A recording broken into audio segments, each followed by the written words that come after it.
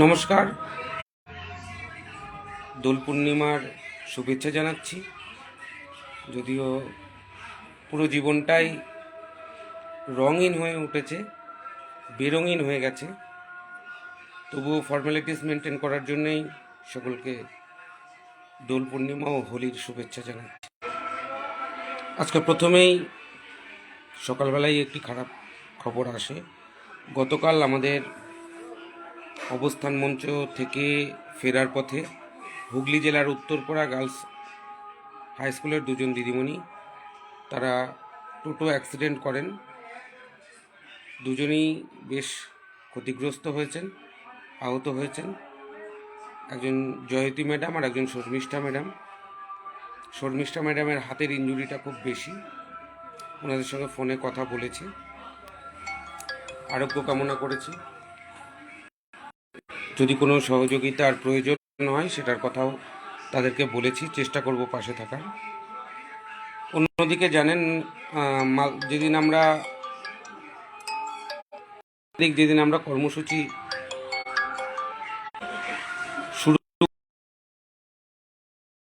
তিনজন সাথী একটা বাস এবং লরির সঙ্গে মুখোমুখি ধাক্কা হওয়ায়, ফোনটা ধরে নিই, তারাও অনেকটাই সুস্থ হয়ে উঠেছেন। আজকে তাদের সাথেও কথা বলেছি, এই কদিন ব্যস্ততার কারণে আলোচনা করতে পারিনি কিছু। তো তাদেরকেও সে বার্তা দেওয়া হয়েছে পাশে থাকার। অন্যদিকে আমাদের যে কর্মসূচিগুলো চলছে সেগুলো আপনাদের দুহাত ভরে আশীর্বাদ পাচ্ছি, সহযোগিতা পাচ্ছি, সে নিয়ে কোনো সন্দেহ নেই। গত 27 তারিখ এবং গতকাল আমরা প্রথম দিন এসপিডিকে তার চেম্বারে টানা 6 ঘন্টা অবরোধ করে রেখেছিলাম, এক কথায় আটকে রেখেছিলাম।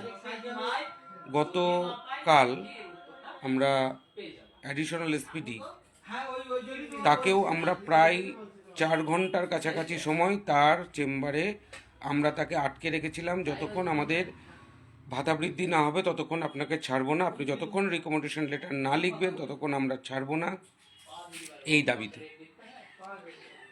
এটা জাস্ট ভাবা যায় না। রাজ্যের সর্বোচ্চ আধিকারিক, আমাদের রাজ্যের সর্বোচ্চ আধিকারিক সমগ্র শিক্ষা মিশনের, তাকে আমরা এতটা সময় আটকিয়ে রাখছি। পুলিশকে শান্ত করে, পুলিশকে ঠান্ডা করে তাদের চেম্বারের সামনে ধর্নায় বসছি এবং যৎপরোনাস্তি আমরা প্রতিবাদ করছি। বাংলার পার্শ্ব শিক্ষকদের যে দুঃখ দুর্দশা সেটা জানান দেওয়ার জন্য এটা আমরা করছি। অরুণদা, তনুশ্রী ম্যাডাম, এদের যে লড়াই পুরোবিধি, মানে জাস্ট অকল্পনীয়। কতখানি দম থাকলে এটা সম্ভব হয়। বিকাশ ভবনের মতো জায়গা যেখানে সারা বছর 144 জারি থাকে, সারা বছর 144 জারি থাকে, ওই এলাকাটাই কাউকে জমায়েত করতে দেয় না, কোনো লোককে যেতে দেয় না। সেখানে দেখেছেন আমরা কিভাবে সেখানটায় অবরোধ করে রেখেছি, শুধু বাইরে নয় ভিতরে। তো এরকম চাপ তৈরি করার চেষ্টা করছি। আগামী 5 তারিখও এরকম একটা কর্মসূচি নেওয়া হয়েছে।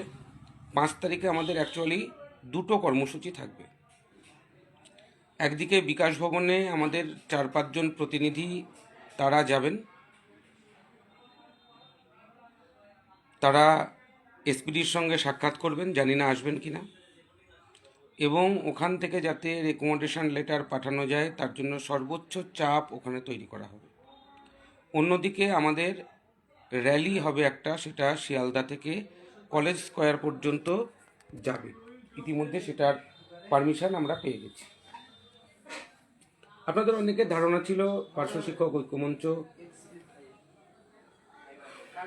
তার কোনো রেজিস্ট্রেশন নেই, তার কোনো অস্তিত্ব নেই, অতএব তার কোনো পারমিশনও হয় না। সেগুলোকে আমরা ইতিমধ্যেই কাটিয়ে উঠেছি, সেটা আপনারা জানেন। কাটিয়ে উঠেই আমরা কলকাতা হাইকোর্ট থেকে পারমিশন করে এনেছি এবং কলকাতার বুকেও একটা কর্মসূচির আমরা পারমিশন পেলাম। এই দিন আমাদের লক্ষ্য থাকবে মাননীয় মুখ্যমন্ত্রীর সঙ্গে সাক্ষাৎ করা, দাবিও থাকবে তাই। এবং যতক্ষণ তিনি দেখা না করবেন, যতক্ষণ আমাদের সাক্ষাৎ না করবেন, ততক্ষণ আমরা আমাদের আন্দোলন ওখানে চালিয়ে যাব। এই মানসিকতা নিয়ে আপনারা আসবেন। অনেকে ছুটির অজুহাত দেবেন, জানি জীবনের অনেক ছুটি নষ্ট হয়েছে, অনেক টাকা আমরা কম পাই, আর না হয় একটা দিনের মাইনা কাটবে, আর একটা নয় সিএল আপনার নষ্ট হবে, আর একটা দিন হয়তো কষ্ট করে আপনাকে কলকাতায় যেতে হবে, শারীরিক পরিশ্রম হবে, অর্থ হয়তো কিছুটা খরচ হবে। আমার এটাও জানা আছে যে এখনো পর্যন্ত গোটা রাজ্যে এসএসএম এর কর্মীদের, শুধু প্যারা টিচারদের নয়, কারোর স্যালারি এখনো পর্যন্ত ঢোকেনি। ফান্ড নেই এই অজুহাত দেখানো হচ্ছে। সিস্টেম চেঞ্জ হচ্ছে ওসব কিছু না, সব গুজব। সিস্টেম চেঞ্জ হওয়ার সঙ্গে মাইনা আটকে যাওয়ার কোনো সম্ভাবনা নেই। আগের দিন আধিকারিকদের সঙ্গে কথা বলে এটাই জানতে পেরেছি যে সিস্টেম চেঞ্জ হওয়ার জন্যে মাইনা ঢুকছে না এটা নয়, এটার কারণ হচ্ছে ফান্ড নেই। তো আমরা যথেষ্ট বলেছি সে বিষয় নিয়েও, এবং হয়তো 7-8 তারিখের মধ্যে স্যালারি ঢোকার একটা সম্ভাবনা আছে। এই কটা দিন আমাদের অবশ্যই কষ্ট হবে। আন্দোলনে যাওয়া সেক্ষেত্রে খুব বেশি কষ্টকর হবে বলে মনে হয় না, কারণ ট্রেনে আমাদের কোনো টিকিট লাগছে না। যাওয়া এবং আসা অনেকটাই ফ্রি করতে পেরেছি আমরা, প্রায় সম্পূর্ণটাই। আপনারা কোনো ভয় পাবেন না, ব্যাজটা কাছে রাখবেন, টিটি আপনাদের কিছু বলবে না, এটাই আমাদের বিশ্বাস। কারণ এখনো পর্যন্ত কাউকে কিছু বলা হয়নি বা বলেনি। তাই আপনারা প্রত্যেকেই কনসেন্ট্রেশন করুন আন্দোলনের দিকে, কর্মসূচির দিকে, কারণ হাতে এই কয়েকটা দিন সময় আছে। সেই কদিনের মধ্যে দাবি আদায় করতে হবে, এটাই আমাদের এখন লক্ষ্য হোক। স্কুল 22 বছর ধরে করছেন, ছাত্রছাত্রীদের 20-22 বছর ধরে পড়াচ্ছেন, আপনার নিজের কোনো ডেভেলপমেন্ট হয়নি। হেডমাস্টার মশাইয়ের কাছে ভালো আছেন, হয়তো গুড বুকে আপনার নাম আছে, কিন্তু আপনার ফ্যামিলির কাছে, আপনার পরিবারের কাছে আপনার সেই জায়গাটা বোধহয় নেই। তাই নিজের কথা ভেবে, নিজের পরিবারের কথা ভেবে, সামাজিক মর্যাদার কথা ভেবে আপনারা প্রত্যেকে 5 তারিখ বেলা 12টায় শিয়ালদা স্টেশনের সামনে যে ট্যাক্সি স্ট্যান্ড, ওখানে চলে আসবে। ওখান থেকে আমরা মিছিল করে আমরা কলেজ স্কোয়ার অবধি যাব, ওখানে আমাদের অবস্থান চলবে। এবং ওখান থেকে মাননীয় মুখ্যমন্ত্রী আমাদের প্রতিনিধিদের সঙ্গে দেখা না করা পর্যন্ত আমরা উঠব না। আপনারা কেউ ওই দিন কিন্তু বিকাশ ভবন যাবেন না, কারণ বিকাশ ভবনে ওই দিন আমাদের প্রতিনিধিরা যাবে, আমরা যাব না। আমাদের 4-5 জন প্রতিনিধিকে আমরা ওই দিন বিকাশ ভবন পাঠাবো। বিকাশ ভবন থেকে রিকমেন্ডেশন লেটার মুখ্যমন্ত্রীর কাছে যাবে, আমরা এদিকে চাপ দেব মুখ্যমন্ত্রী যেন সেটাকে পাস করে।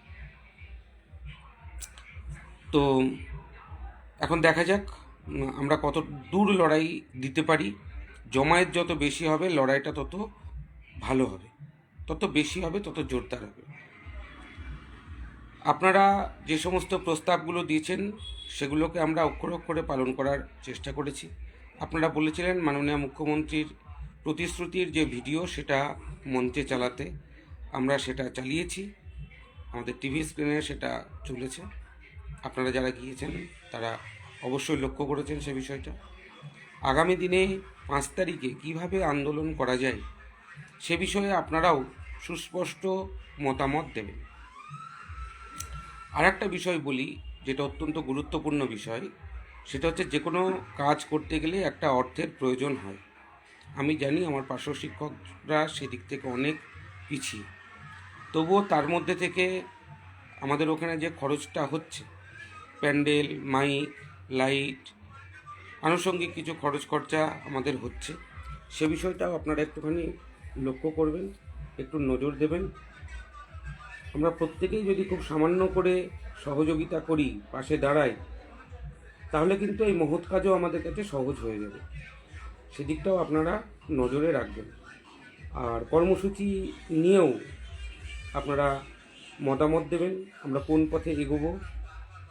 এখনো পর্যন্ত আমরা সরকারের বিরুদ্ধে কোনো রকম সুর চড়াইনি, কোনো রকম কথা বলিনি, আমরা সরকার বিরোধী কোনো মন্তব্য করিনি। কোনো রাজনৈতিক ব্যক্তিত্বকেও আমরা মঞ্চে আসতে দিইনি। সে বিষয়টার উপরেও আপনারা আলোকপাত করবেন। আগামীকাল আমাদের মঞ্চে বিভিন্ন শিক্ষক সংগঠন তারা আসছেন। গতকাল ঠিক যেরকমভাবে এবিটি এর নেতৃত্বরা আমাদের মঞ্চে এসেছেন, তারা আমাদের সুখ দুঃখের সাথী হয়ে আমাদের পক্ষে কথা বলেছেন। এবিটি এর রাজ্য সম্পাদক সুজিতবাবু তিনি এসেছিলেন, কলকাতার যিনি সম্পাদক কলকাতা জেলার তিনি এসেছিলেন, এবং আরও একজন তাদের গুরুত্বপূর্ণ নেতৃত্ব তারা আমাদের মঞ্চে এসেছে। সবচেয়ে মজার বিষয় কি জানেন, এবিটিএ বামপন্থী সংগঠন আমরা জানি, তারা আসতে পেরেছেন আমাদের মঞ্চে, তাদের খুব একটা অসুবিধা হয়নি। কিন্তু আমাদের যারা বামপন্থী পার্শ্ব শিক্ষক সংগঠন আছে